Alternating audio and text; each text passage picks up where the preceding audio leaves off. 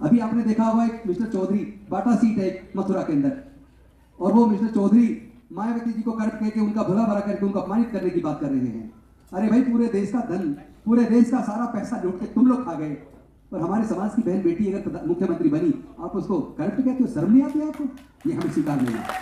आप लोग चाहते हैं अगर इस समाज को न्याय मिले तो पहले तो जितना मर्जी पढ़ना चाहे उसके पूरे शिक्षा का, पूरे खर्चे का इंतजाम सरकारें, देश की सरकारें करें। सर्वोच्च न्यायालय सुमोटो एक्शन ले, उपवर्गीकरण की जरूरत नहीं पड़ेगी। आप अनुसूचित जाति जनजाति की सभी जातियों को क्वालिटी एजुकेशन इंग्लिश माध्यम से बेस्ट एजुकेशन सरकारी खर्चे पर मुहैया करा दो।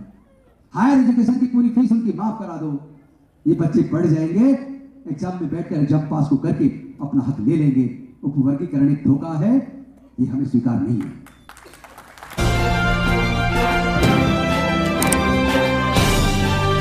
आप देख रहे हैं पब्लिक आवाज टीवी।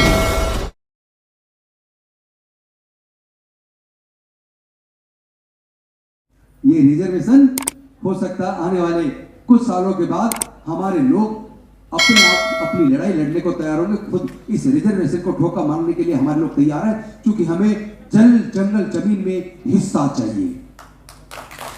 हमें जल जंगल जमीन में देश की हिस्सा चाहिए। सरकारी नौकरियों पर केंद्र सरकार का केवल 3% पैसा खर्च होता है, और 3% पे हमें लड़ाने की साजिश कर रहे हैं। मैं कह रहा हूं 3% के इस धन पे लड़ने की बजाय 97% में आपकी जो हकमारी हो रही है, उस 97% पे हमें अपना हिस्सा चाहिए। देश की खेती की जमीन में हिस्सा चाहिए, इंडस्ट्री में हिस्सा चाहिए, व्यापार में हिस्सा चाहिए, सरकारी कॉन्ट्रैक्ट में हिस्सा चाहिए। जहां लाखों करोड़ रुपया है, अरबों खरबों रुपया है, उसमें तो हमारी हिस्सेदारी की कोई बात ही नहीं कर रहा। ना कोर्ट कर रहा है, ना सरकारें कर रही है, शिक्षा महंगे करके शिक्षा छीन रही है। साथ ही साथ सरकारी नौकरियों को प्राइवेटाइज करके नौकरियों का अवसर कम कर रही है। ऊपर से उपवर्गीकरण के नाम पर हमारे लोगों को लड़ाने की साजिश कर रही है। अभी आपने देखा होगा एक मिस्टर चौधरी, बाटा सीट है मथुरा के अंदर, और वो मिस्टर चौधरी मायावती जी को करप्ट करके उनका भला भला करके उनको अपमानित करने की बात कर रहे हैं। अरे भाई, पूरे देश का धन, पूरे देश का सारा पैसा लूट के तुम लोग खा गए, और हमारे समाज की बहन बेटी अगर मुख्यमंत्री बनी, आप उसको करप्ट कहते हो? शर्म नहीं आती है आपको? ये हमें स्वीकार नहीं है। हम अपनी बहन का अपमान स्वीकार नहीं है।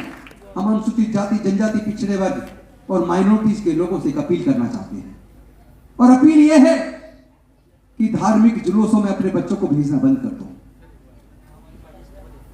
जहां भी दंगे हो, दंगों में अपने बच्चों को भेजना बंद कर दो। कावड़ लेने के लिए अपने अनुसूचित जाति जनजाति पिछड़े वर्ग के बच्चे ही क्यों जाते हैं? अपनी पढ़ाई छोड़ते हैं, नौकरी वाली अपनी काम धंधा छोड़ते हैं, 5-10 हजार अपना बर्बाद करते हैं। लेकिन क्या एक भी आदमी अनुसूचित जाति जनजाति पिछड़े वर्ग का जो कावड़ लेकर आया, क्या वो अरबपति बना, करोड़पति बना? जो अरबोपति हैं, करोड़पति हैं, जो मंदिरों का सारा चढ़ावा खा जाते हैं, ब्राह्मण बनिया ठाकुर के बच्चे तो कावड़ लेने नहीं जाते, उद्योगपतियों के बच्चे तो कावड़ लेने नहीं जाते, पूंजीपतियों के बच्चे तो कावड़ लेने नहीं जाते, नेताओं के बच्चे तो कावड़ लेने नहीं जाते, अफसरों के बच्चे तो कावड़ लेने नहीं जाते। फिर हमारे अनुसूचित जाति जनजाति पिछड़े वर्ग के बच्चे कावड़ लेने क्यों जाते हैं? बताइए, क्या ये मेरा सवाल जायज है या नहीं है? जायज है, जायज है ना? तो अपने लोगों को अंधकार, अंधविश्वास, पाखंडवाद से बाहर निकालना, अपने लोगों का अपना हक मांगना है। दिल्ली बार एसोसिएशन या स्टेट बार एसोसिएशन में कहीं पे रिजर्वेशन नहीं है। बाहर की बात छोड़िए, दिल्ली बार एसोसिएशन की बात करता हूं। दिल्ली बार एसोसिएशन में टोटल 25 पद होते हैं, चुनाव जीत कर 25 लोग जाते हैं। वहां रिजर्वेशन नहीं है। आज तक की आजादी के इतिहास में दिल्ली बार काउंसिल के अंदर, दिल्ली बार काउंसिल के चुनाव में एक भी अनुसूचित जाति का जनजाति का आदमी एक भी, आज 25 में से एक भी नहीं जीत पाया आज तक। क्यों? क्योंकि रिजर्वेशन नहीं है। लोग कह रहे हैं मैं अपनी काबिले से कलेक्टर बन गया, मैं अपनी काबिले से इंजीनियर बन गया, मैं अपनी काबिले से डॉक्टर बन गया। अरे सोचो, आपके तो पढ़ने लिखने पर मनुस्मृति के आधार पर धार्मिक बंदिश थी, आपके तो व्यापार करने पर धार्मिक बंदिश थी, आपको तो संपत्ति का अधिकार नहीं था। तो चूंकि आपको मनुस्मृति के आधार पर न पढ़ने का अधिकार था, न संपत्ति का अधिकार था, न व्यापार का अधिकार था, इसीलिए ये हजारों साल की बंदिश की वजह से हमारे लोग पढ़ नहीं पाए। इस बंदिश की वजह से हमारे लोग व्यापारी नहीं बन पाए। इस बंदिश की वजह से हमारे लोग उद्योगपति नहीं बन पाए, इस बंदिश की वजह से हमारे लोग खेत की जमीन के मालिक नहीं बन पाए। मैं आप सबसे पूछना चाहता हूं, क्या जल जंगल जमीन कोई अपनी मां के पेट से लेकर पैदा हुआ है?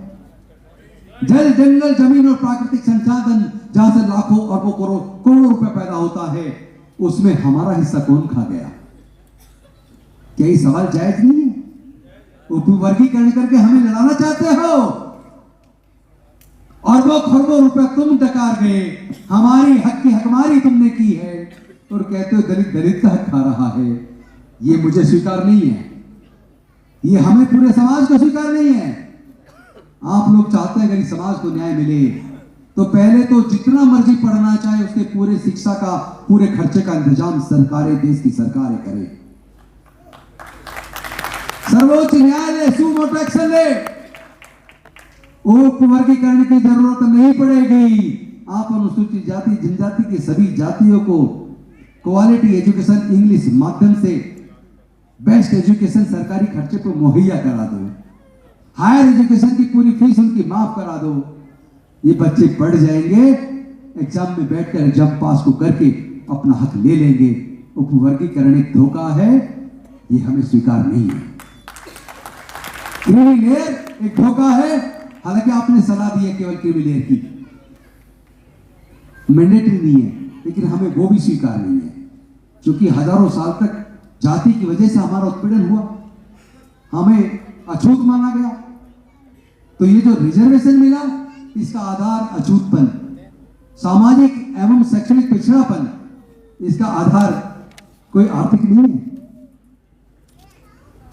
तो इसलिए मैं सिर्फ एक निवेदन करना चाहता हूं अपने समाज के लोग से, पूरे देश के अंदर अनुसूचित जाति जनजाति पिछड़े वर्ग के लोगों से, जहां भी दंगे होते हैं हमने उसका सर्वे करवाया है।